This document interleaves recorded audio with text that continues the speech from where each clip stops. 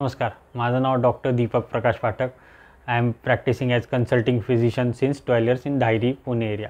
आज आपण diabetic risk प्रोफायलर या मशीनमधला जो एक पार्ट आहे, कार्डिओवॅस्क्युलर ॲनालिसिस, याबद्दलची आपण थोडी डिटेल माहिती घेणार आहोत. म्हणजे ही टेस्ट कशी केली जाते, टेस्ट कोणी करायची, गरजेची आहे की नाही, आणि या टेस्टमधनं निष्पन्न होणारे जे काही आहे त्याचे रूटीन रीडिंग्स आहेत ते आपण माहिती करून घेणार आहोत. मेन म्हणजे कार्डिओवॅस्क्युलर ॲनालिसिस म्हणजे काय हे पहिले लक्षात घ्या. कार्डिओवॅस्क्युलर ॲनालिसिस म्हणजे आपलं हार्ट किती शाबूत आहे किंवा किती त्याची एफिशियन्सी आहे.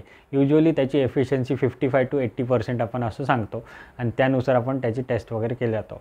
त्यामधून जे निघणारे आर्टरीज आणि वेन्स आहेत, संपूर्ण ते जाळं असतं, ते आपल्या फुल बॉडीमध्ये पसरलं असतं. प्रत्येक आर्टरी आणि Wien as it is important आहे, आणि त्याबद्दलचं त्या आर्टरी आणि वेन्स किंवा त्या हार्टचं एज आपल्याला या कार्डिओवॅस्क्युलर ॲनालिसिसमधून कळतं. आणि हे जे आहे कार्डिओवॅस्क्युलर ॲनालिसिस, याच्यानुसार आपल्याला कळेल की आपलं हार्ट किती स्ट्रॉंग आहे किंवा किती वीक आहे का मॉडरेटली आहे, आणि त्यानुसार आपल्याला कुठले लाईफस्टाईल चेंज करायचे आहे किंवा कुठल्या टाईपचं डाएट फॉलो करायचं आहे किंवा कुठले काही मेडिसिन्स घ्यायचे आहेत सप्लिमेंटरी, ते आपल्याला दिसून येईल. दुसरा पॉईंट म्हणजे आपण ही टेस्ट करायची कशासाठी हे लक्षात आल्यानंतर कोणी कोणी करायची. मेन म्हणजे ज्यांना कुठल्याही प्रकारचा आजार आहे, डायबिटीज आहे, BP आहे किंवा किडनीचे कुठले आजार आहेत किंवा विविध कुठले, जसं म्हणतात की रुमॅटॉइड आर्थरायटिस, कुठलंही कोमॉर्बिडिटी म्हणजे एखादा आजार आपल्या बॉडीमध्ये 1 वर्षापेक्षा जास्त असेल किंवा प्री डायबिटीजच्या पेशंटलाही करता येईल. या पेशंट्समध्ये आपण ही टेस्ट केली जातो, कारण की या आजारांनुसार ज्या काही म्हणजे घडामोडी घडतात आपल्या शरीरामध्ये किंवा या आजारांनुसार हार्टवरती प्रेशर येऊन त्याची कमकुवतता काही झाली आहे का ते आपण चेक करतो. आणि तिसरी गोष्ट म्हणजे ही प्रिव्हेंटिव्ह टेस्ट करता येते का? हो, करता येते.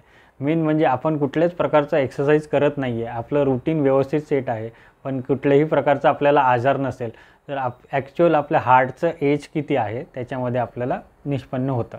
म्हणून ही टेस्ट जे काही कोमॉर्बिड आहेत, म्हणजे BP, डायबिटीज, किडनी किंवा रुमॅटॉइड आर्थरायटिस किंवा वेगळे आजार ज्यांच्यामध्ये खूप काळ जो शरीरामध्ये राहिला तो, किंवा प्री डायबिटीज या पेशंटनी केली तरी चालते. आता ही टेस्ट केली कशी जाते? कार्डिओवॅस्क्युलर ॲनालिसिससाठी डायबेटिक रिस्क प्रोफायलर मशीनमध्ये 4 BP कप्स दिलेले आहेत. ते BP cups right arm, left arm, त्याच्यानंतर राईट लेग, लेफ्ट लेग या ठिकाणी कनेक्ट केले जातात. त्याच्यानंतर चेस्ट लीड असतात. चेस्ट लीडचे पोझिशन आपण पुढे जसं व्हिडिओ आपण बघूया त्याच्यामध्ये दिसून येईल की कसे कनेक्ट करायचे आहेत. आणि जी काही ह्या टेस्टला लागणारा टाईम आहे, म्हणजे खूप जास्त टाईम लागतो का? नाही, ॲटलिस्ट 15 मिनिट्स लागतात. या 15 मिनिट्समध्ये आपलं कार्डिओवॅस्क्युलर ॲनालिसिस होतं. कार्डिओवॅस्क्युलर ॲनालिसिस झाल्यानंतर या टेस्टमधले रिपोर्ट्स काय आहेत तुम्हाला मी थोडक्यात सांगतो, कारण की डिटेल रिपोर्ट आपण जसं टेस्ट केल्यावर ते आपल्याला दिसून येतो रिपोर्ट्समध्ये. माइल्ड, मॉडरेट आणि सिव्हिअर म्हणजे आपल्या हार्टचं वय किती आहे किंवा हार्टच्या ज्या मस्क्युलर डॅमेज किती झाला आहे किंवा आपल्याला अजून काही काळजी घ्यायची आहे का, किंवा कुठल्या आर्टरीजमध्ये बॉर्डरलाईन हायपरटेन्शन वाढलं आहे का. आता बॉर्डरलाईन हायपरटेन्शन किंवा माइल्ड टू मॉडरेट हायपरटेन्शन या 2 गोष्टी याच्यामध्ये डिस्कस केल्या जातात. तर मेन म्हणजे आपलं जे हायपरटेन्शन आहे किंवा आपण जे BP चेक करतो, बाहेर आपण डॉक्टरांकडे BP मशीनवरती चेक करतो, ते BP जे आहे ते आपलं पेरिफेरल BP आहे. आणि जे या मशीनमध्ये BP चेक केलं जातं ते इंटरनल BP असतं, जे म्हणजे इंटरनल ऑर्गन्समध्ये लागणारं BP आहे ते चेक केलं जातं आपलं. यामध्ये जी काही आपण BP चेक करतो आणि त्यानुसार जी काही रीडिंग्स येतात त्यानुसार आपण ट्रीटमेंट देतो. या टेस्टला लागणारा टाईम आहे तो 15 to 20 मिनिट्स मॅक्सिमम. आणि ही टेस्ट इझिली केली जाते, कुठल्याही प्रकारचे काही त्रास वगैरे काही केले जात नाही.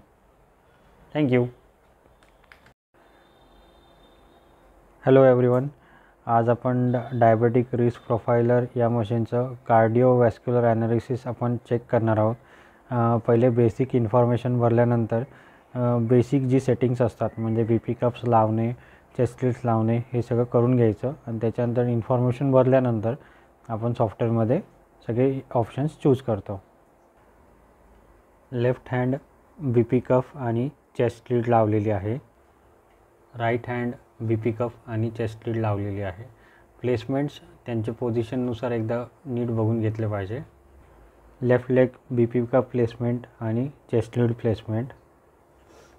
Right leg BP cuff placement आणि chest lead placement for ECG analysis. Basic information भरल्यानंतर आपल्याला स्क्रीनवरती स्टार्ट टेस्टिंग नाव असं ऑप्शन दिसतो आपल्याला, हा वाला.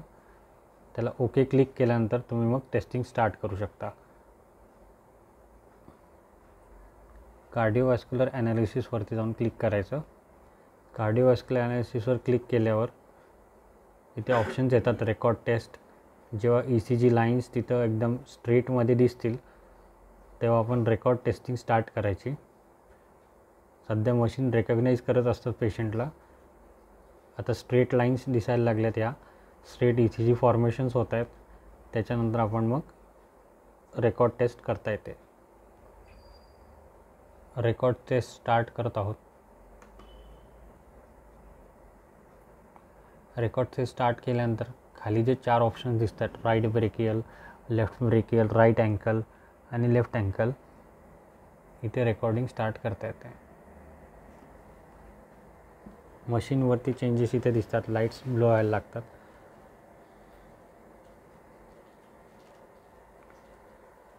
BP कप्स 3 वेळा 4ही ब्लो होतात आणि मग फुल रीडिंग घेतली जाते. इथं ग्राफमध्ये दिसेल तुम्हाला.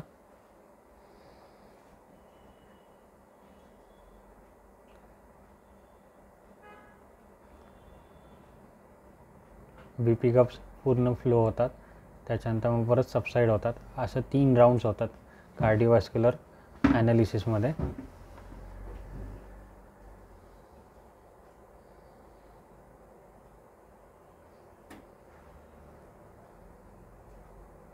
First round over.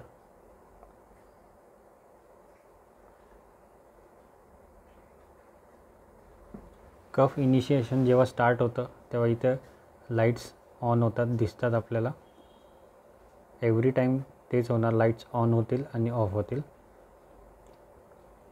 एक साधारणतः एव्हरी कफ इनिशिएशनमध्ये 20 to 30 सेकंड्सचा गॅप असतो.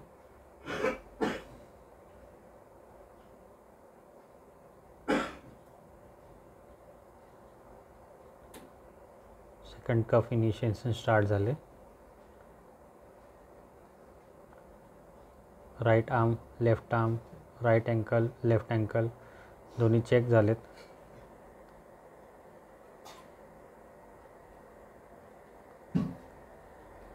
लाईट्स ऑन झाले की ते ग्राफ्सवरती सुरू होतात.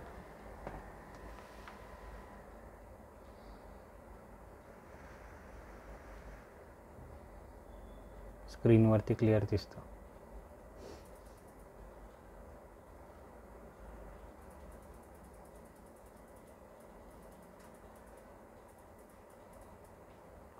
पेशंटनी याच पोझिशनमध्ये, सुपाईन पोझिशन, लाय डाऊन पोझिशनमध्ये एकदम रेस्टिंग कंडिशनमध्ये न हलता थांबलं पाहिजे, म्हणजे रीडिंग्स व्यवस्थित येतात.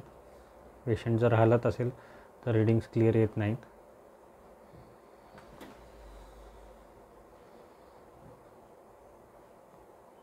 Second round is over.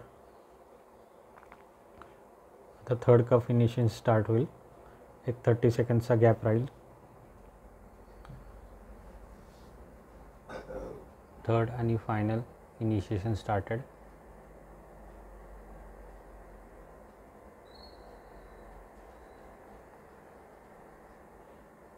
Cardiovascular analysis म्हणजे कुठल्याही आजारामध्ये आपल्या हार्टची परिस्थिती किंवा ते किती ताकदवान आहे किंवा त्याच्यावर किती आघात होऊन ते कमकुवत झालं आहे याच्याबद्दलचं ॲनालिसिस केलं जातं.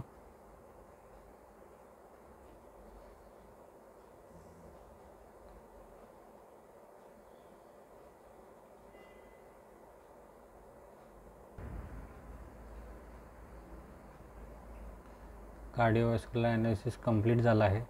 रिपोर्ट जनरेट होतो याच्यामध्ये. रिपोर्ट प्रिंट करून घ्यायचा आणि मग पेशंटला कन्सल्टेशन करायचं.